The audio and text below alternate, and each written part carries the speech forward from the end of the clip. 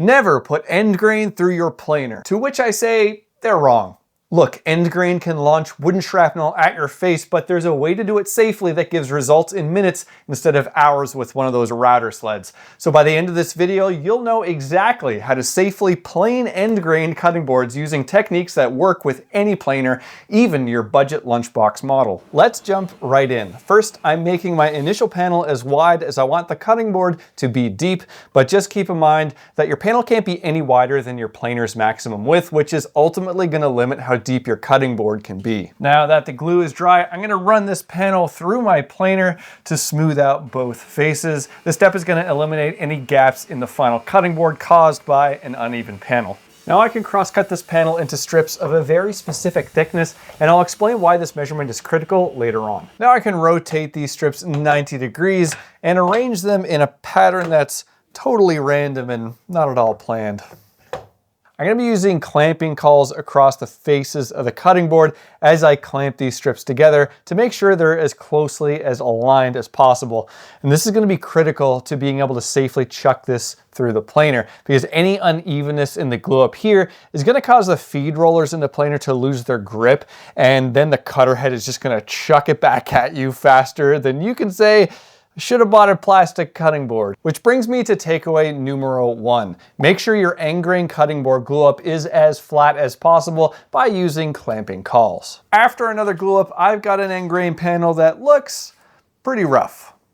At this point, most people would tell you to reach for a router sled, spend the rest of your life with a hand plane, or spend your kids' braces fund on a big CNC or one of those drum sanders. But I got a better idea. Let's tackle the biggest fear first. End grain cutting boards can explode when you throw them through a planer. Especially when they're thin, they are very fragile, and the pressures that a planer can exert can cause the cutting board to crack, and then those individual pieces can get caught by the cutter head and just throw them back at you or completely destroy your planer. And end grain is just plain tough. If you've ever tried to pair end grain with a dull chisel, then you know exactly what I'm talking about. Now imagine your planer knives hitting that surface roughly 200 times a second, and you can see how things might get exciting. As a safety note, it's always a good idea to never stand in front or behind your planer when you're running one of these through. Always stand to the side, because wooden shrapnel is not the cool new body mod that you've been looking for. So Scott, this all sounds a little scary. Are you saying that we should spend the rest of our lives with a router sled getting all of our cutting boards flat? Absolutely not. That sounds terrible. The solution? Make them chunkier. I make my end grain cutting boards at least 2 inches thick, and this gives them much more stability when going through the planer and makes them less likely to crack under pressure. Unlike me trying to explain to my wife why I need another tool for the workshop. But it's 20 inches wide. But the dog needs braces. Takeaway number 2, thicker boards are safer to run through your planer. Bonus point, they're also way more durable in the long run. A thicker board will survive years of chopping and scrubbing and that one annoying friend who always sticks it in the dishwasher when you're not looking. Now that I know this is safe to run through the planer, I can go ahead and flatten it, so let's give it a shot. After running it through my planer, I don't think this worked out as well as I'd hoped. There are a bunch of issues going on here, but the first one's pretty obvious. This board is not flat at all. The problem is that my planer is just copying whatever shape is already there. So if the board goes in with a twist, it's just gonna come out with a twist, just thinner. The solution is a planer sled, which is basically just a flat piece of MDF that I can temporarily secure the cutting board down to, which creates a perfectly flat reference surface for the planer to work against. Which brings me to takeaway number 3. Always use a sled for the first face when flattening any panel or board that isn't completely flat already. It's typical to secure things down to a planer sled with wedges that will take up the gaps between whatever you're surfacing and the planer sled. But because we use a clamping cauls that's very flat already, it's very close. So the wedges are just too big for this application. So in my recycling bin, I just pulled out whatever plastic food container and I cut some small shims out of it. And I can go along and see where there's gaps underneath and fit shims in. And now I can go ahead and use CA glue to secure it down with those shims. I take super light passes here, about a 64th of an inch at a time until the entire face is flattened. This is not the time to get impatient and try to hog off a whole bunch of material at once. Trust me, I've learned this the hard way, so you don't have to. Which brings me to takeaway number 4.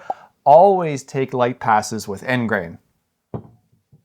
Perfect. One face is completely flat, but as you can probably tell, there are a few more issues yet to solve. But before we continue with that, I know what you're probably thinking. Oh sure, that works great with your heavy-duty planer with a helical head, but what about those of us with lunchbox planers with straight knives? Fair point, imaginary angry commenter. I'm here at my buddy Chris's place who has kindly agreed to let me potentially destroy his lunchbox planer in the name of YouTube content. He has the ubiquitous DeWalt 735 planer with a factory straight knife cutter head, the kind that many home woodworkers have. So let's see how it handles an end grain cutting board. The trick with sending an end grain cutting board through a lunchbox style planer is to take super light cuts. About a quarter turn per pass, which on this model is about 1/128th of an inch. It's a bit slow, but it's definitely way faster than a drum sander or a router sled. And it totally works, but there are two important things to keep in mind with these lunchbox planers. First, smaller planers have to work harder with end grain. Just listen to that sound. You can totally hear it laboring way more than my industrial planer, which is critical feedback. Your machine is going to tell you when it's struggling, and you need to respect that by taking ultra light passes. I'm talking 1/128th of an inch or a quarter millimeter at a time with these smaller lunchbox planers. Second, yes, planing end grain will dull your knives faster than regular lumber. It's just the nature of the beast. But for most hobbyists that are just making a few cutting boards a year, I don't really think this is a big issue. Your knives are designed to be replaced eventually anyways. And that brings me to takeaway number 5.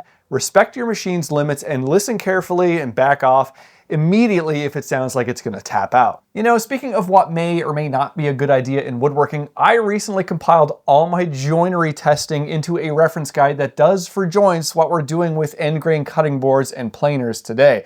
It cuts through all the myths and gives you practical solutions.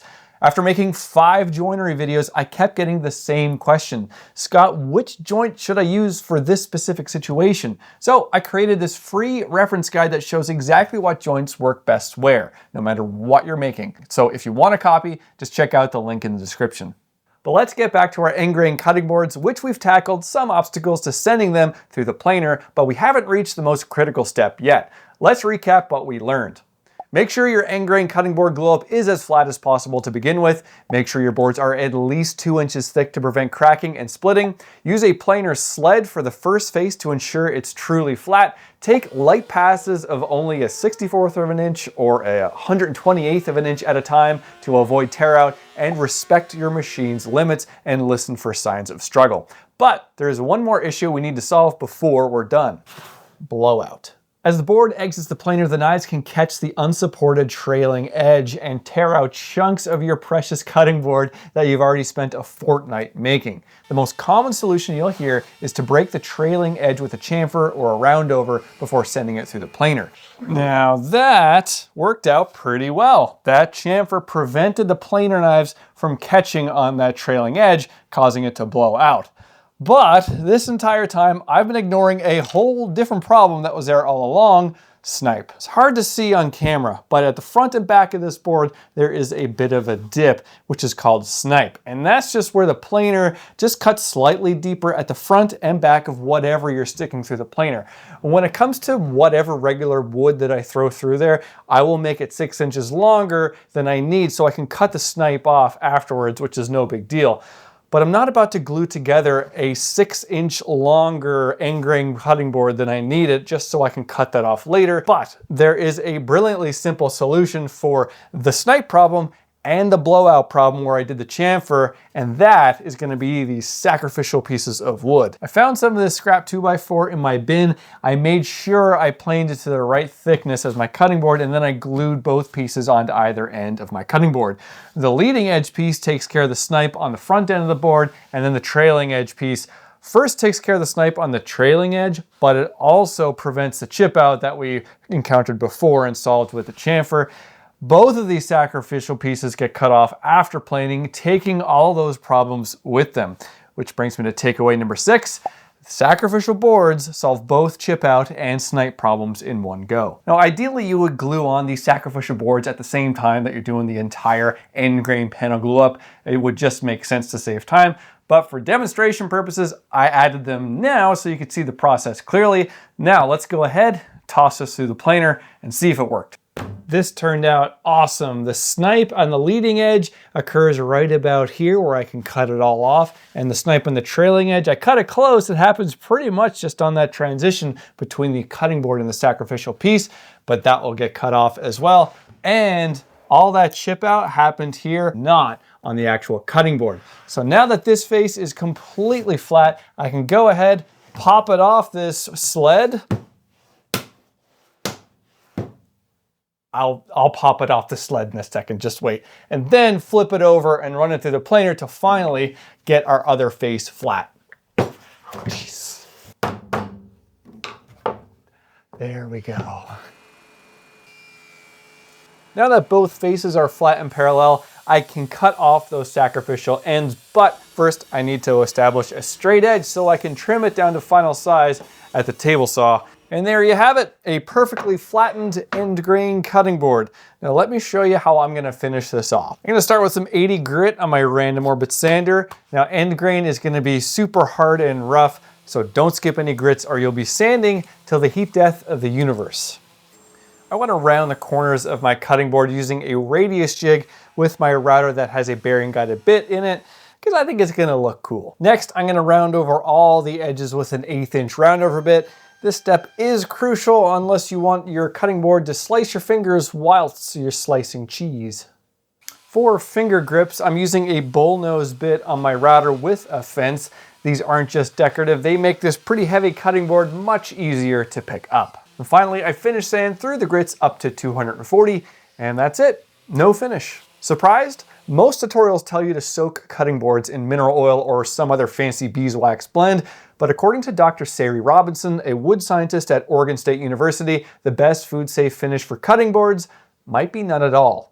It's no secret that wood has a built-in self-cleaning feature, but their research suggests that the natural antimicrobial properties can actually be diminished by adding oils and waxes as a finish. I'll leave a link to their fascinating article that Fine Woodworking published a few months ago in the description if you want to learn more. If you're worried about your cutting board looking dry and you prefer that rich finished look, just continue sanding up through the grits up to like 2000 grit or even higher. That ultra fine polish will give you that deep luster without compromising the wood's natural properties. And there you have it, a perfectly flat end grain cutting board that would make even the most zealous never planer end grainer people reconsider their life choices. Never planer end grainer.